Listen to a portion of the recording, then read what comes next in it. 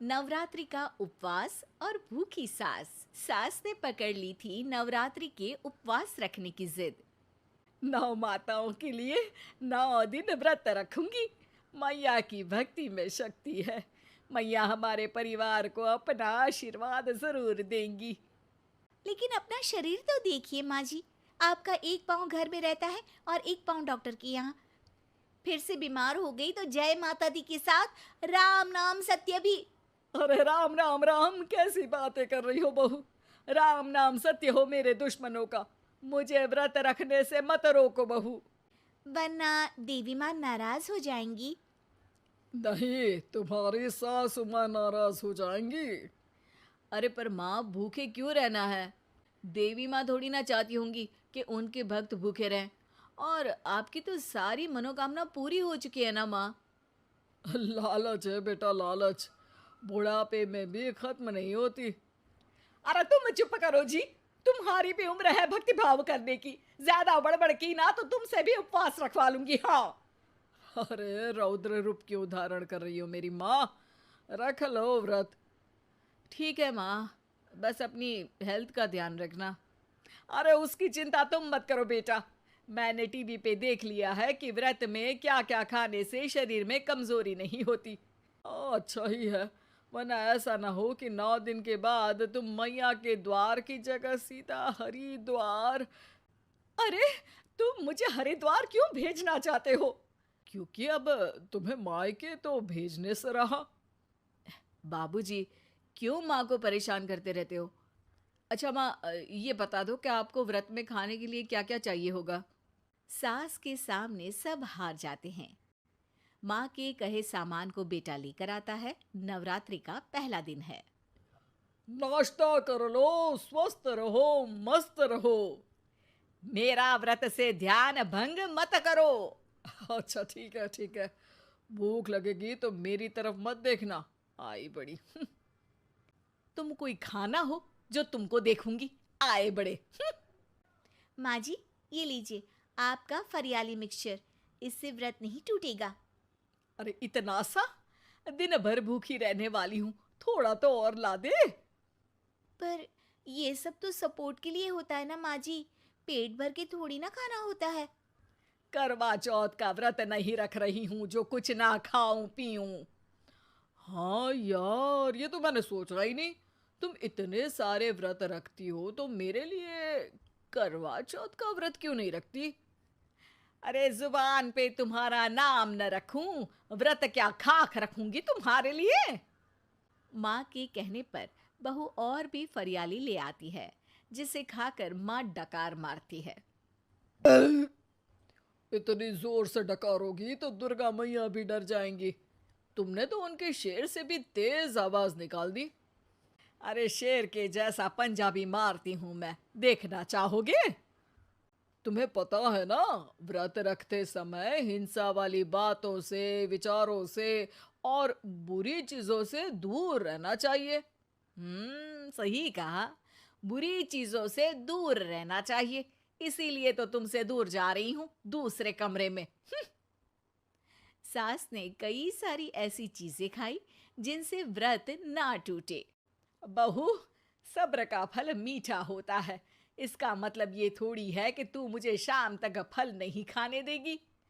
माँ जी, 1 घंटे पहले ही तो आपने इतना सारा।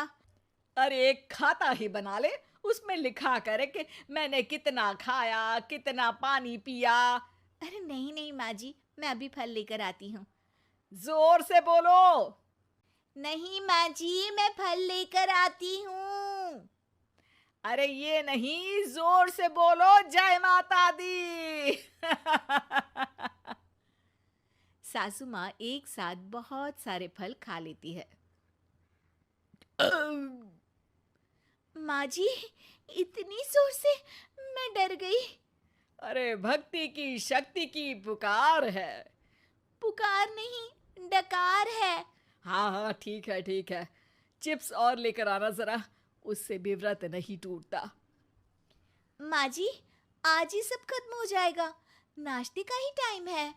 अरे ठीक है ना बेटा, मैं अब कुछ खाऊंगी ही नहीं, तुझे इतनी तकलीफ है तो।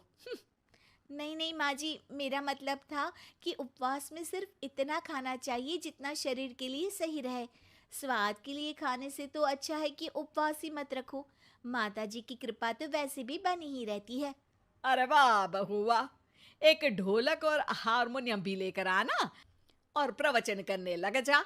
श्री श्री 108 बहु ईश्वरी माता। माँ जी, मैं आपके लिए चिप्स लेकर आती हूँ। बहू की सही सलाह को भी सास नजरअंदाज कर देती है। थोड़ी देर में बहू सास को चिप्स लाकर दे देती है। आलू की चिप्स, आहा मजा आ गया। आलू किसी भी सब्जी में चला जाता है। आलू पनीर, आलू पालक, आलू टमाटर, आलू भिंडी और तो और पराठे में भी चला जाता है। वैसे ही इंसान को भी हर स्थिति में आलू जैसा होना चाहिए। थोड़ी देर में वहां ससुर जी आते हैं। क्या चिप्स खा रही हो? अरे नहीं जी, दिख तो चिप्स ही रही है। अरे तो पूछ क्यों रहे हो? अरे गुस्सा क्यों हो रही हो? उपवास में गुस्सा नहीं करना चाहिए। और ऐसा तो है नहीं कि सिर्फ तुम उपवास करती हो, हमने भी तो किया होगा कभी। नहीं जी नहीं, तुम तो कर ही नहीं सकते। तुम उपवास में भी भेजा खाओगे और भेजा खाने से उपवास टूट जाता है। अच्छा थोड़ी सी चिप्स मुझे दे दो, मन ललचा रहा है। नहीं, उपवास के लिए है। तुम अपना खाना खा लेना जो भी बने। पूरा दिन सास कुछ ना कुछ खाती रहती है। जैसे ही रात होती है, अब बस उपवास हो गया, अब मैं खाना खाऊंगी। जो दिन भर से खा रही थी उसको क्या बोलते हैं? बाबूजी क्यों माँ को परेशान करते रहते हो? अरे लड़के, तेरी माँ दिन भर से इतना खा चुकी है कि देश में भूखमरी की समस्या इसी की वजह से बढ़ रही है। और खाने की दिक्कत नहीं है, कितना भी खाए लेकिन सेहत इधर उधर होती रहती है। कुछ ऊपर नीचे हो गया तो तेरी माँ खाने के बाद हाथ धोएगी और तू अपनी माँ से हाथ धो बैठेगा। अरे इत्तू सा तो खाया था, उपवास भी ना तोड़ू क्या? ठीक है, नहीं खा रही बस। अरे बहू तुम ही बताओ, ये इत्तू सा मतलब कितना खाया है इसने? ना जी ना, मैं कुछ नहीं बोलूंगी। खाना दे रहे हो या नहीं, या 9 दिन बिना जल के उपवास रख लूं? देने के लिए धमकी अच्छी है, सुनने में भी डरावनी लग रही है। पर जैसे तुम्हारी जुबान में स्वाद का खून लगा है ना, तुम भूखी नहीं रह पाओगी। मैं कसम खाती हूँ जी। अरे देखो, कसम भी खाओगी तुम। अरे कुछ और दे दो इसको खाने को। ये ले, दाल चावल खा ले बस। डॉक्टर भी कहते थे कि माँ को आए दिन पेट से जुड़ी समस्या रहती है। बस इसी के लिए घर वाले पहले उन्हें उपवास नहीं करने दे रहे थे, लेकिन जब उपवास करने दिया तो माँ ने इतना फरियाली खाया कि घर वालों की चिंता बढ़ा दी। और जैसा कि घर वालों को डर था, अगले दिन उनकी तबीयत खराब भी हो गई। डॉक्टर को बुलाना पड़ा। अरे जितनी बार आप बीमार होते हो उस हिसाब से तो मुझे एक क्लिनिक आपके घर में ही खोल लेना चाहिए। या फिर क्लिनिक में ही इनका एक अलग कमरा बनवा देते हैं डॉक्टर साहब। बाबूजी, पिताजी, मेरे जनक, क्यों हमेशा मजाक करते रहते हो? डॉक्टर साहब, माँ का पेट खराब है। क्या खाया था? जो मिला जो दिखा सब कुछ। अरे बस भी करो जी। बस तो तुमको करना था खाते वक्त। देखिए, खाना अच्छी बात है और उपवास भी आदमी को रखते रहना चाहिए, लेकिन तब जब शरीर लायक हो। पहले दिन ही बीमार हो गई तो 8 दिन कैसे होगा? आप व्रत मत रखो और खाने पीने पे ध्यान दो। मैं गोलियां दे रहा हूँ। आप भी कुछ खाने को ही दे रहे हो? हाँ, इससे जल्दी ठीक हो जाएंगी, समझ गई हैं आप? अब तो ठीक ही होना है ना मुझे। जोर से बोलो। जय माता दी। जय माता दी। जय माता दी।